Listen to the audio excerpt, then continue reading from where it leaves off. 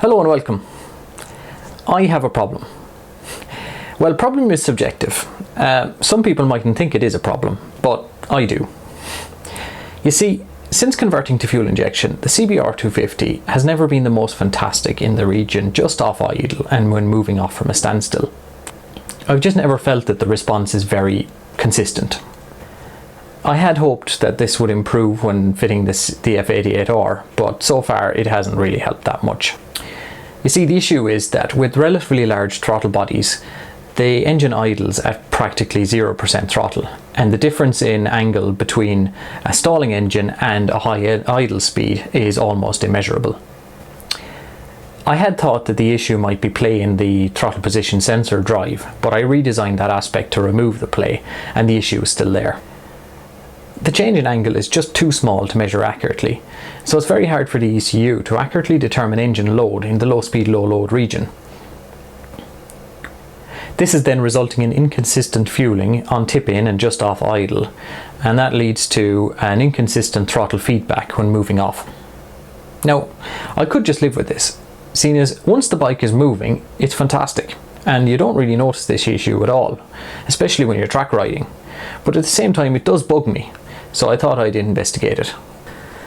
I figured if I could improve the load determination in that low speed, low load region, I could at least achieve consistent fueling and hopefully improve the feel of the bike.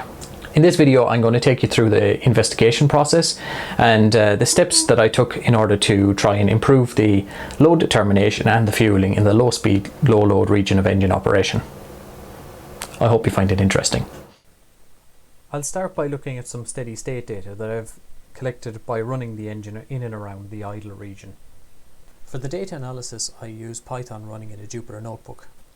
The analysis is already carried out, so I'll just try and run through the more important points with you. So I'll start with just importing any modules that I might need, then load in the data, define any channels that I might need to look at, and then I start with calculating an effective injector pulse width for each cylinder. So that's just subtracting the injector opening time from the final pulse width. Then I get an average pulse width for each bank, so looking at cylinder 1 and 4 and 2 and 3, and then I correct the effective average pulse width for each bank by the measured exhaust lambda in order to get an effective pulse width to achieve lambda 1.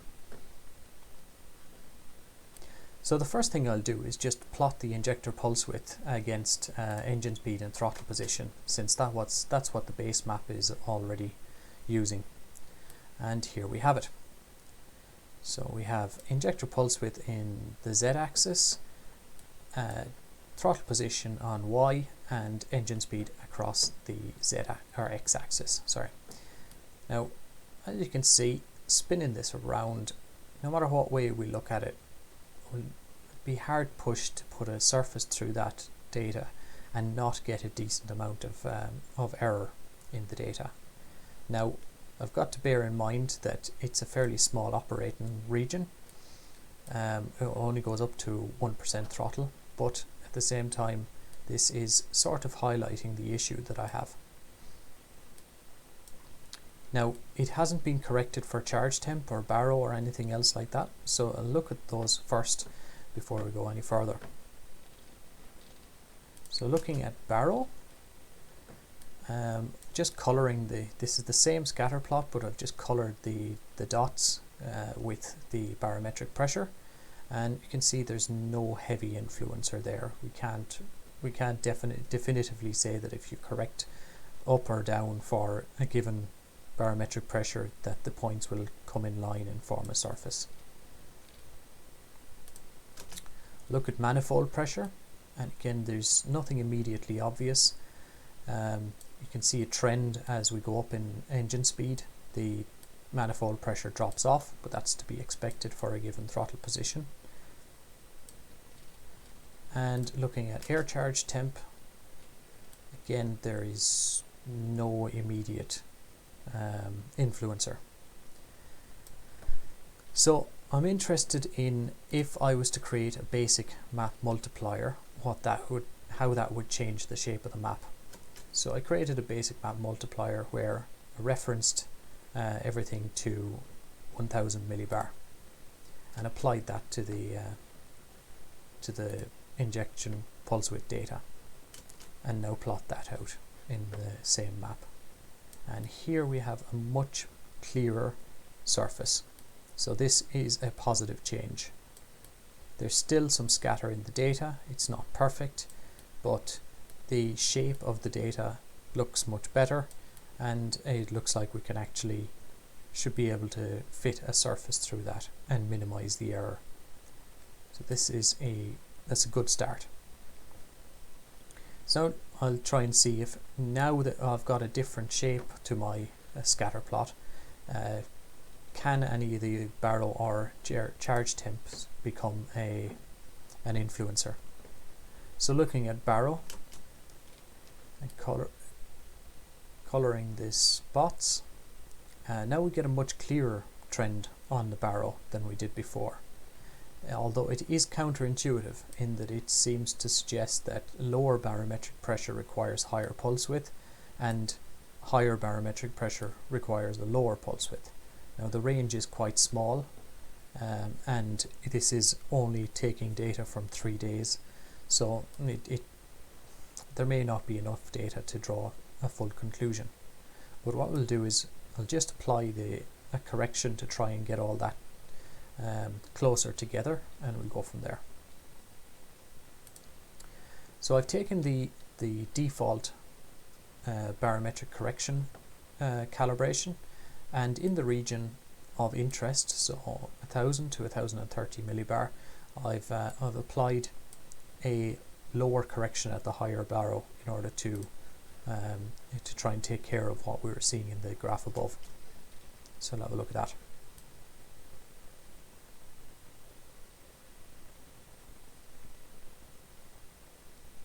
And the data looks closer together here. We've tightened up the scatter down at this lower corner.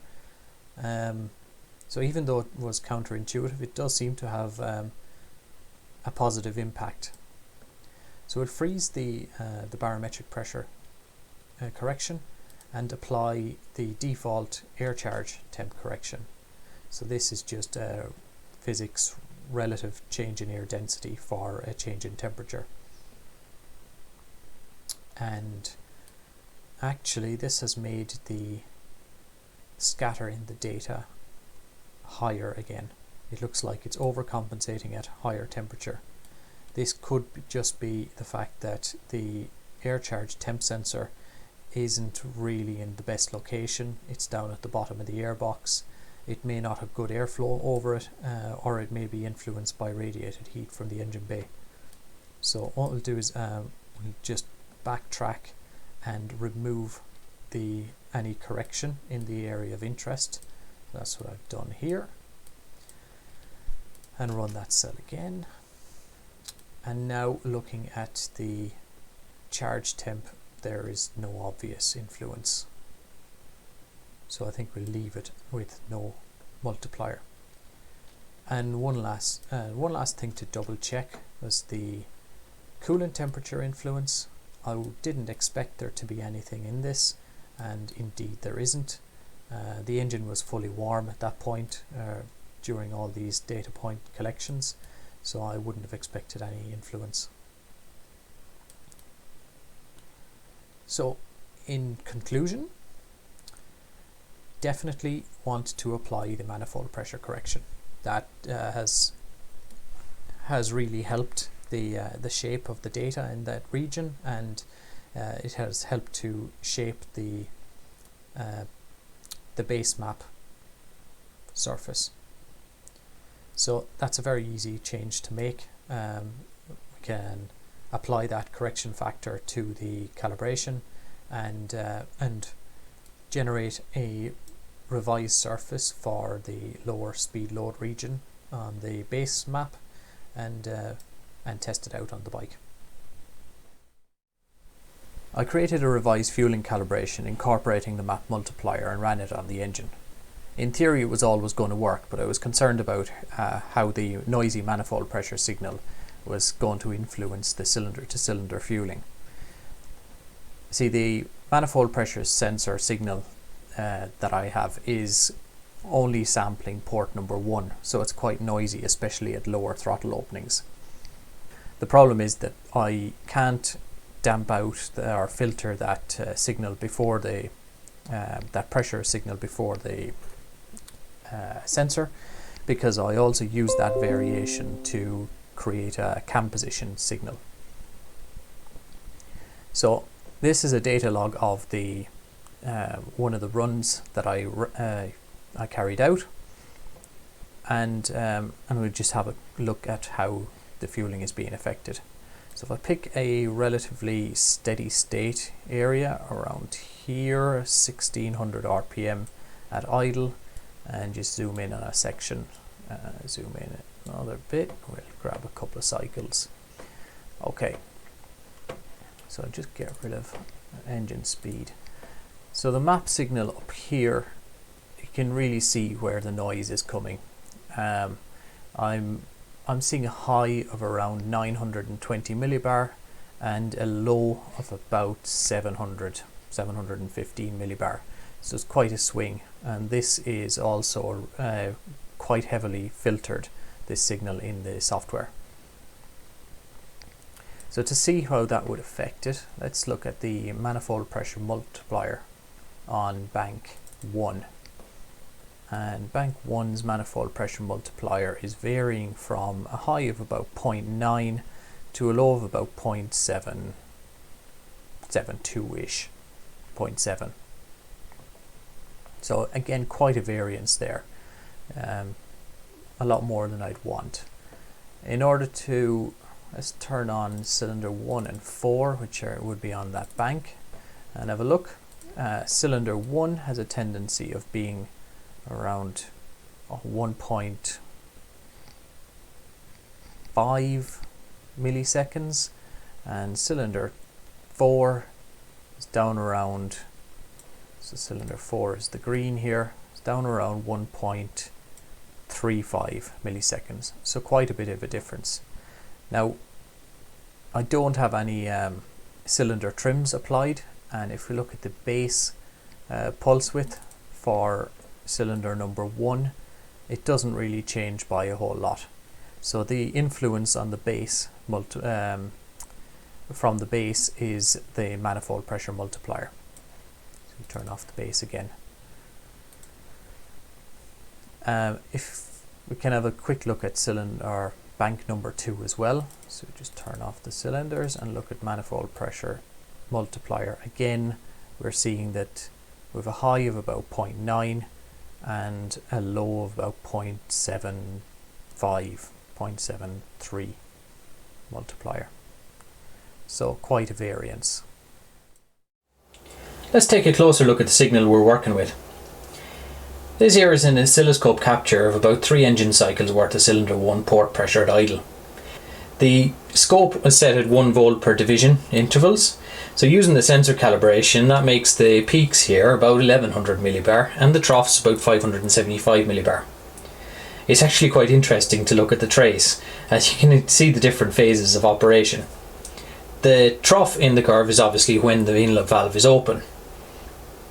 So if we work backwards and look at the pressure spikes here, the likelihood is that these are coming from the exhaust during valve overlap.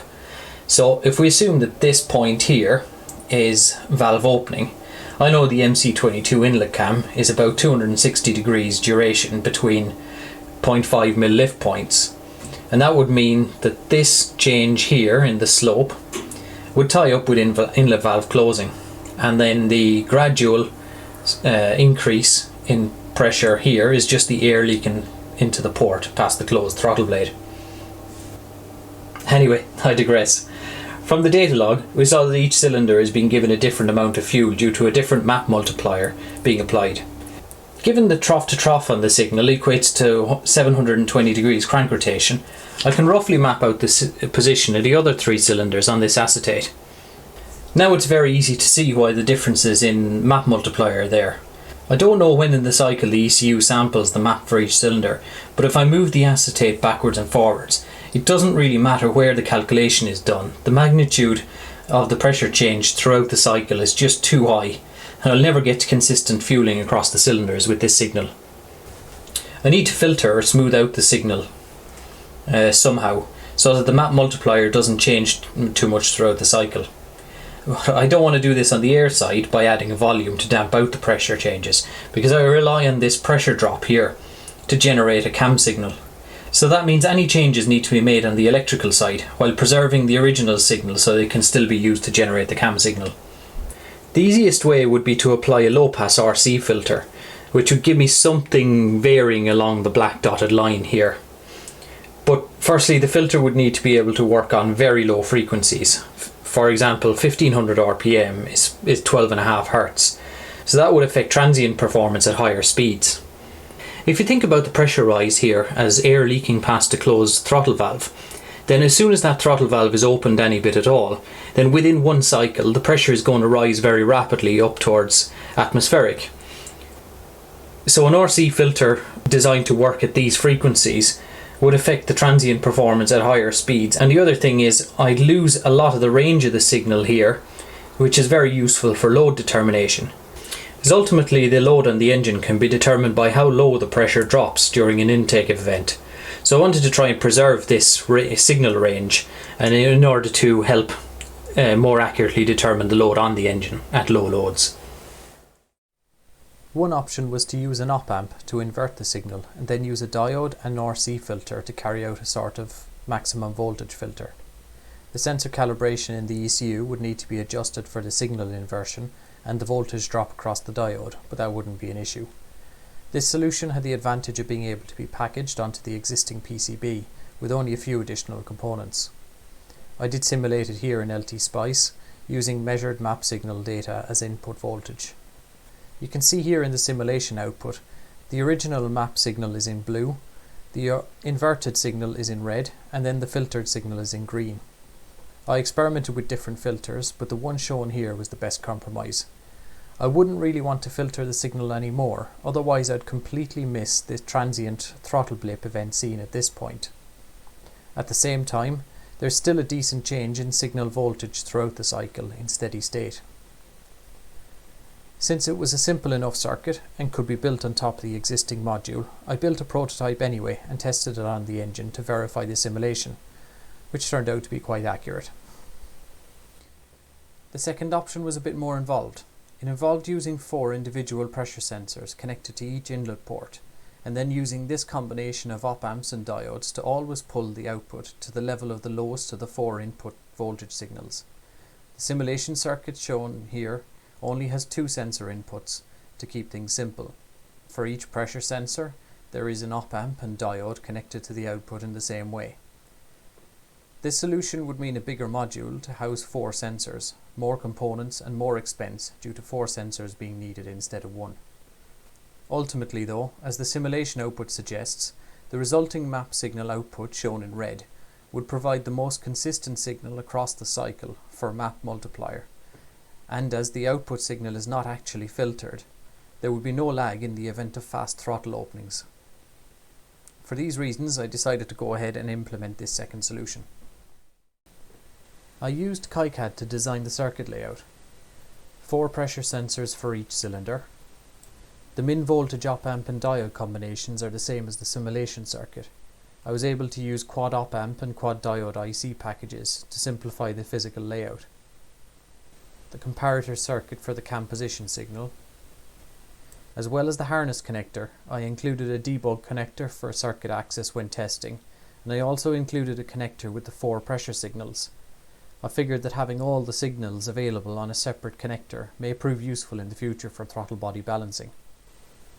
I managed to fit all 4 pressure sensors on a PCB 25 by 55 mm, so it turned out to be only a little over twice as wide as the existing single sensor MAP CMP module. Fast forward a few weeks and the PCBs have arrived. This is the bare board before adding any components. It's turned out pretty nice. Now let's get some components on it.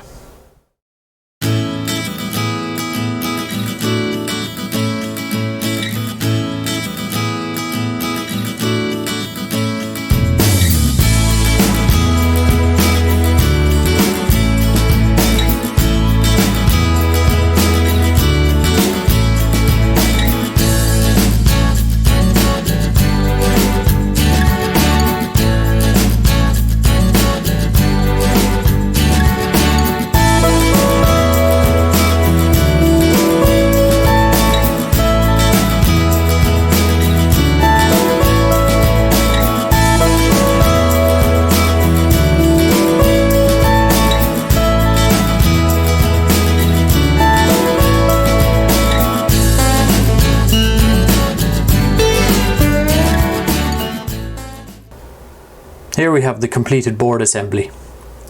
These are the 4 pressure sensors that go to each inlet port.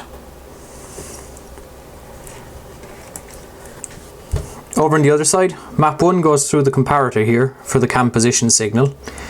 This is the quad op amp and quad diode package for the minimum voltage filter as explained earlier. This here is the harness connector. It's a 4-way JST JWPF connector. And here's the debug connector. It's just a standard set of header pins, and that'll be removed again once the board has been tested. These wires here are the 4 individual sensor signals and ground. I'll bring them off to a D-sub-9 connector for throttle body synchronization. That'll be a future side project. I 3D printed a case for the board off camera. The board assembly just slides in like so. Then the case will mount in this position onto the frame cross member.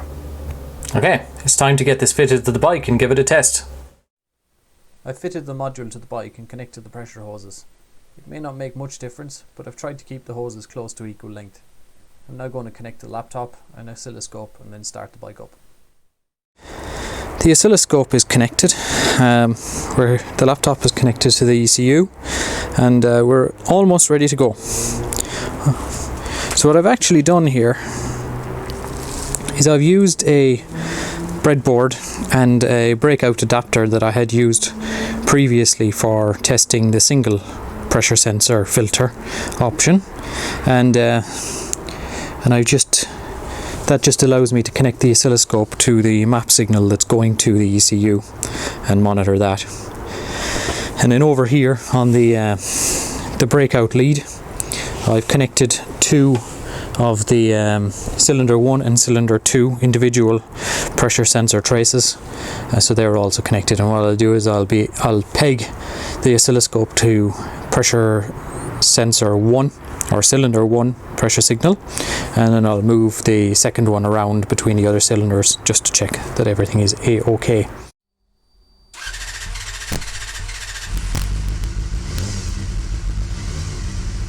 The messing about you can hear after the start is me trying to get a sensible lambda value by adjusting a global fuel multiplier. I hadn't changed the base fuel table before this test, so when the map multiplier is taking fuel out, the engine is running way too lean, and I need to trim the fuel using a global multiplier and adjust the idle stop screw to get it to idle properly. What you can see on the screen is raw map sensor voltage in the top left, and directly below it the corresponding map pressure in millibar. There must be some smoothing or sampling effect being applied, as the actual pressure trace is much cleaner than the raw voltage. In the top right is the map multiplier for each bank. What I'm looking for here is that these two are as close to each other as possible and also don't vary too much. These look exactly how I was hoping. Underneath, in the bottom right corner, are the 4 final injector opening times to verify what the map multiplier is doing. What I need is for each cylinder pair on each bank to have the same or very similar injection time, and I can see that this is the case. Cylinders 1 and 4 in the black and green, and cylinders 2 and 3 in the blue and red. The difference between the 2 banks is due to a bank trim that I'd already applied in the cal. These traces verify the consistency of the map multipliers and mean that the new QuadMap CMP module is working exactly as intended. On the oscilloscope, although only 2 cylinders worth of port pressure are being displayed, similar to the LT Spice simulation, the tan trace that represents the map signal going to the ECU gives an idea what the other 2 cylinders are doing. The blue trace is cylinder 1 and the green trace is cylinder 2. I give the engine a few sharp flips of the throttle to see how the filtered map signal reacts, and as you can see, it does a really nice job of keeping up with the changes.